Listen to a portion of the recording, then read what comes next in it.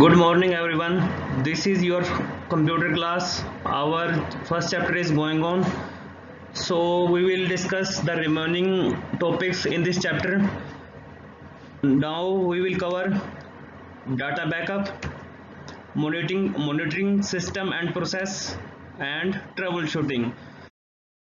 These are the topics we will discuss one by one. Now, first of all, data backup. What is backup? Backing up of data is simply storing a copy of the file.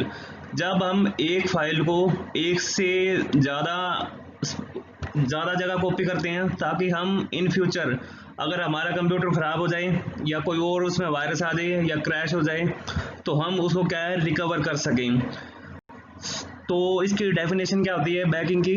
Banking up of data is simply storing a copy of the file, folder, projects etcetera in A location other than the original file location.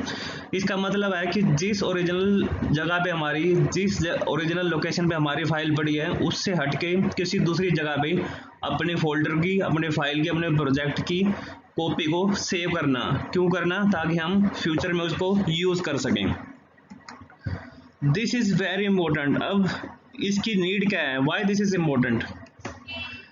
When a computer is attacked by virus, जैसा कि मैंने अभी बताया तुम्हें ऊपर कि जब भी हमारे कंप्यूटर में कोई वायरस आ जाए या डैमेज हो जाए या क्रैश हो जाए तो उस केस में हम क्या करते हैं, हम अपनी फाइलों को जो ओरिजिनल फाइल्स हमारी उसको इजीली रिकवर कर सकते हैं।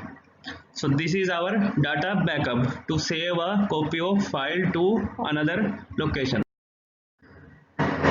Now multiple option to backup data from a computer. हमारे पास कौन कौन से ऑप्शन हैं जिससे हम अपनी जो बैकअप डाटा का ले सकते हैं।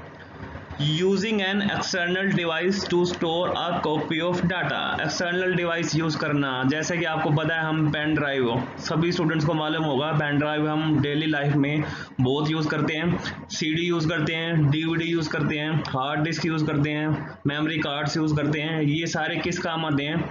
अपने डाटा की कॉपी को सेव करने के लिए। Mailing your self a copy of data. Suppose हमारे फ़ोन में कोई पिक्स पड़ी हैं, कोई फैमिली पिक्स हैं जो हम चाहते हैं कि हम इनको फ्यूचर में भी देख सकें और ये डिलीट ना हो, तो हम खुद को अपने अकाउंट से मेल कर सकते हैं और वो मेल पे हमारे एज इट इज़ पड़ी रहेंगी। Third, storing a copy of the data only cloud based storage space. Cloud base पे ऊपर उसको सेव करना, ऑन आएगा। This is on.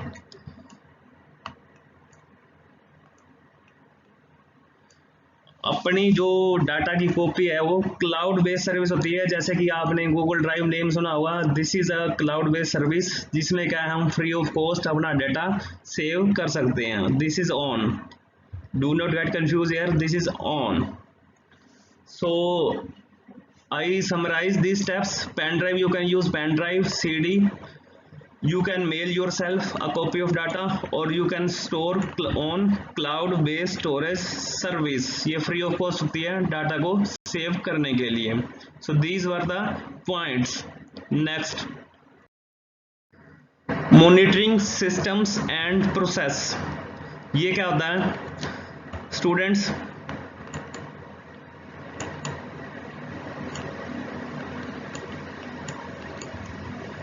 कई बार क्या होता है हमारी जो प्रोसेसेस हैं चलते चलते स्टॉप हो जाती हैं या हमें रिस्पॉन्स नहीं देती। These becomes unresponsiveness. बहुत सारी एप्लीकेशन होती हैं कई बार चलते चलते आपने फ़ोन में भी नोट किया होगा कि हैंग हो जाता है कंप्यूटर या फ़ोन सिस्टम जिसमें हम गेम खेल रहे हैं। तो उस चीज़ को हम कैसे मॉनिटर कर सकते हैं? तो अपने सिस्टम को या वो जो प्रोसेस जो भी हम जिस भी एप्लीकेशन में हम वर्क कर रहे हैं उसको हम कैसे चेक कर सकते हैं? First of all, we can press the shortcut key Control plus Alt plus Delete from our computer system. हम अपने सिस्टम से ये तीनों जो की हैं इनको एक साथ दबा सकते हैं। उसके बाद क्या होगा, जो भी डायलॉग बॉक्स ओपन होगा, और डायलॉग बॉक्स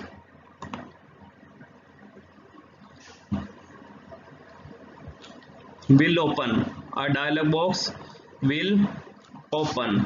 तो उसमें क्या कर सकते हैं कि जो भी हमारी प्रोसेस है जो हमें रिस्पॉन्स नहीं दे रही या काम नहीं कर पा रही, उसको हम क्लिक करके और उस प्रोसेस को हम एंड कर सकते हैं ताकि वो दोबारा से रीस्टार्ट हो जाए। क्या हो जाए? दोबारा से रीस्टार्ट हो जाए वो। तो शॉर्टकट की क्या बताई मैंने? Alt plus control plus delete. तो इस तरह से हम अपने सिस्टम को मॉनिटर कर सकते हैं, जो प्रोसेसेस हैं जो वर्क नहीं कर रही हैं उनको हम रीस्टार्ट करके दोबारा से प्रोसेसिंग स्टार्ट कर सकते हैं। Next, trouble shooting of hardware and application.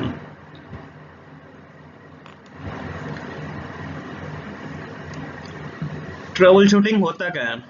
Sometimes a software और मे बी हार्डवेयर, कई बार क्या होता है एक कंप्यूटर का जो सॉफ्टवेयर होता है या हार्डवेयर होता है काम करना बंद कर देता है कि एकदम स्टॉप वर्किंग उसकी हो जाती है। उस केस में ट्रबल शूटिंग बहुत इंपॉर्टेंट होता है। ट्रबल शूटिंग होती क्या है? It is a basically analysing मतलब किसी चीज़ को समझना, उसको एनालाइज करना कि ये काम क्यों नहीं कर रही। Trouble shooting is basically analysing a problem and solving it using logical steps लगाने, अपना दिमाग लगाना कि कौन सा हार्डवेयर ख़राब हो गया है या सॉफ्टवेयर में क्या प्रॉब्लम आ गई है, कोई वायरस तो नहीं आ गया। इन सारी चीज़ों को एनालाइज करके दोबारा अपने हार्डवेयर को, अपनी एप्लीकेशन को दोबारा वर्क में लाना, दैट इज़ ट्रबल शूटिंग। तो अब हम ट्रबल शूटिंग कितने तरह से कर सकते हैं, कौन से वो टिप्स हैं जिनकी हेल्प से हम ट्रबल शूट करके अपने कंप्यूटर सिस्टम को दोबारा वर्किंग में ला सकते हैं। तो वो ये बहुत सारे पॉइंट हैं जो हम वन बाय वन डिस्कस करेंगे। Step wise thinking. First is step wise thinking, second gathering information, third logical thinking, fourth system startup failure, 5 network connectivity issue. तो ये पॉइंट्स हैं जो हम ट्रबल शूटिंग में यूज़ करते हैं, टिप्स हैं हमारे, इनके हेल्प से हम ट्रबल शूट कर सकते हैं अपने सिस्टम को। अगर हार्डवेयर या सॉफ्टवेयर में कोई भी फॉल्ट है उनको हम दोबारा वर्किंग कंडीशन में ला सकते हैं। तो पहला पॉइंट हमारा क्या है? Step wise thinking. Step wise जैसा कि नाम से पता लग रहा है कि हमें स्टेप बाय स्टेप सोचना होगा कि क्या फॉल्ट आ रहा है कंप्यूटर के अंदर, कि क्यों वर्क नहीं कर रहा है। जो भी है हमें स्टेप राइट डाउन करने पड़ेंगे, चाहे वो क्या एरर दिखा रहा है, चाहे वो सिस्टम में आ रहे हैं या सॉफ्टवेयर में आ रहे हैं, तो स्टेप बाय स्टेप हमें सोचना पड़ेगा कि क्यों वर्क नहीं कर रहा। Second point is gathering information.